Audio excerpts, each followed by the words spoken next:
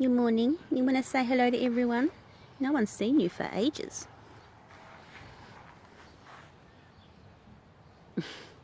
That's Manson. He's massive. He's huge. He's actually the biggest cat I have ever owned.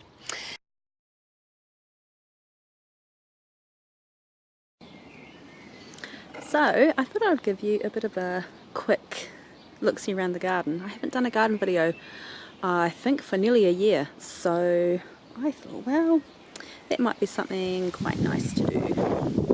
And the wind has picked up. Been plagued with wind. I wanted to first show you this little rose down here. This rose is called Chameleon. It's a patio rose, and the people that own my horse grazing brought this for me. And as a bit of a tribute to Hara, which I thought was absolutely lovely. They were really upset when Hara went because they were really fond of her. They would go out every day and give her pats and make a fuss of her, and they were so accommodating last year when I nearly lost her. They let me actually kill off quite a decent amount of one of their paddocks so she could not have any grass. They are the loveliest people I think I have ever met. So they brought me this little rose, and you can't see at the moment because I haven't got any buds on there. I've got some coming on, but I haven't got any at the moment. But it changes colour, which is why it's called Chameleon. So the buds are yellow, and then it sort of goes to an apricot-y orange, and then to a pink. It's the most gorgeous little thing, and I think it's quite fitting for Hara. Just lovely. Got quite a lot going on in the veggie garden too. My veggie garden always has weeds in it. That's just unfortunately the way it is. But there's quite a lot going on, and this year I decided to plant some sweet peas in here. I love sweet peas, and they smell incredible.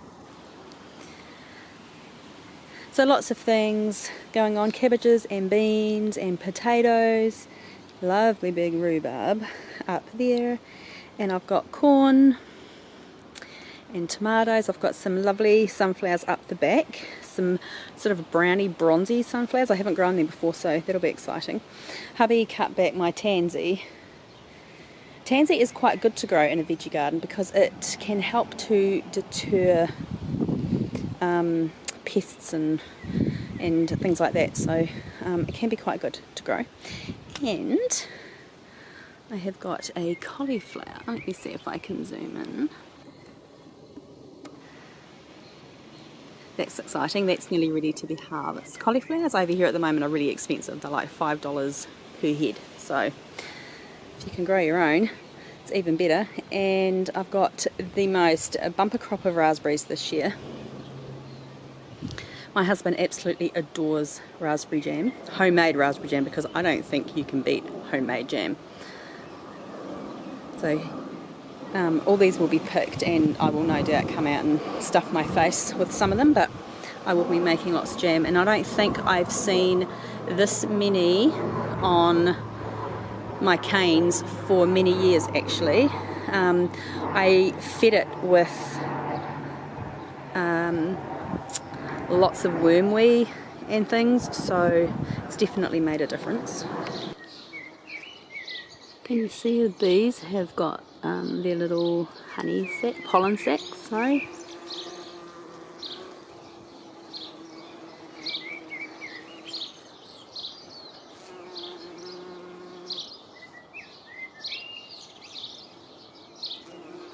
They love these poppies. I could sit and watch bees all day.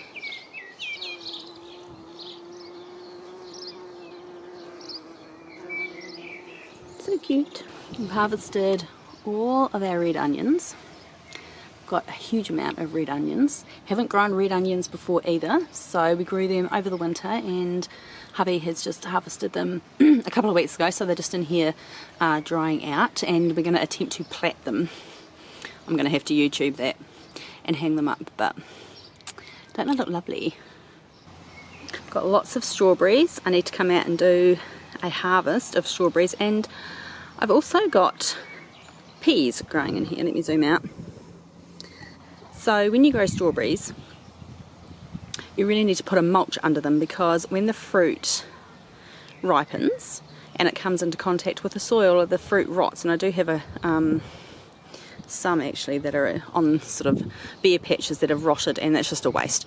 So pea straw is a really good option to put on the soil as a barrier. But you do get peas that come up, so I sort of look at them as free peas, and there's quite a lot in here. It must have been absolutely full of pea seeds, so that's actually pretty cool, because there's nothing like free plants, especially if you can eat them.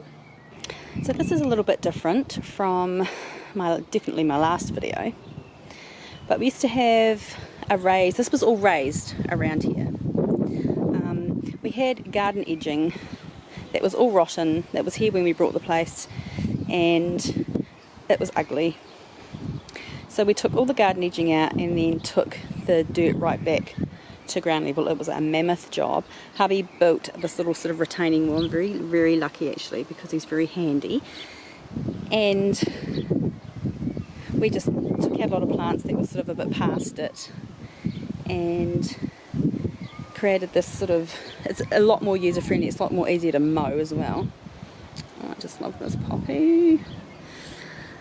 So I love sort of that English cottage garden look.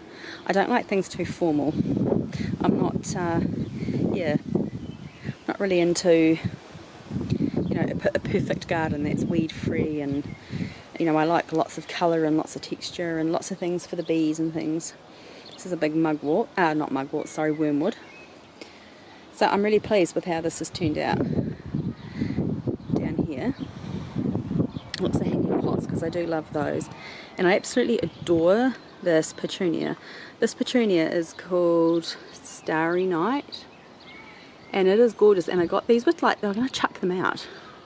Sacrilege, but I just think they're lovely. Absolutely covered in flowers too. And there's Fat Sally over there. If you haven't seen her for a while, she's still going strong.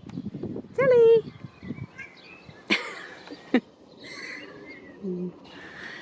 This rose down here, I planted this in remembrance of my dog Brago. I have never been a huge fan of orange roses.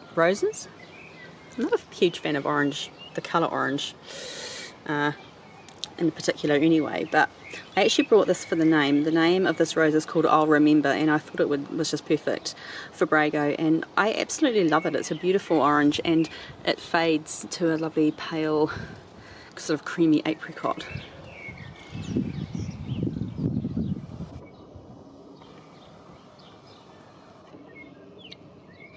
So I'm very happy with that.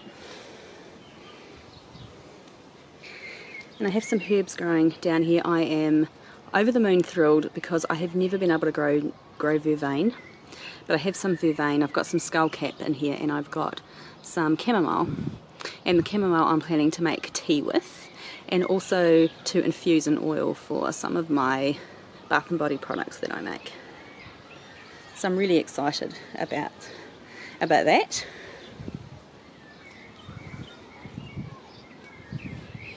Lettuces. One of my favourite plants in the whole world is valerian.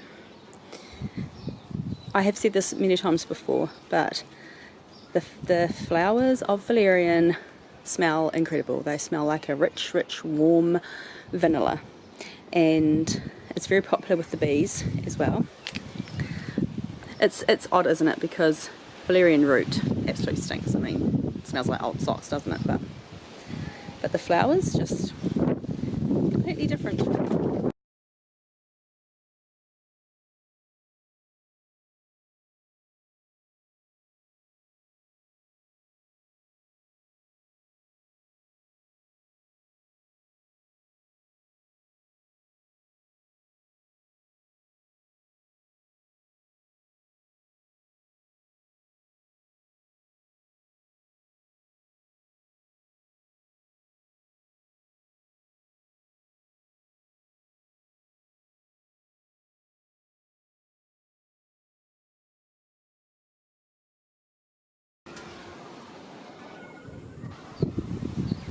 I like having little areas everywhere, just little pockets of colour.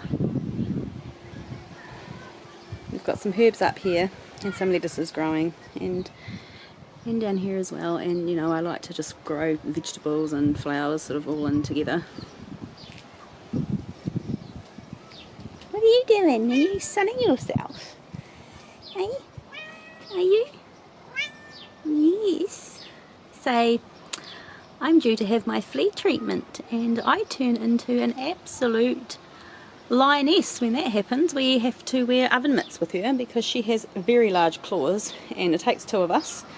The other two cats, perfectly fine. Sally, not so much. So hubby has to hold her, and she is not shy about using her substantially sized claws, and I have to put the stuff in.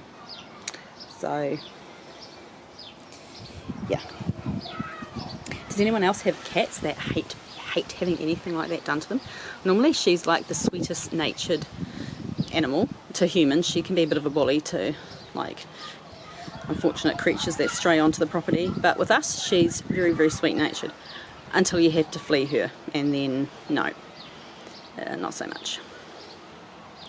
So anyway, I hope you enjoyed my little quick walk through of my garden, and I will catch you next time. Take care, bye.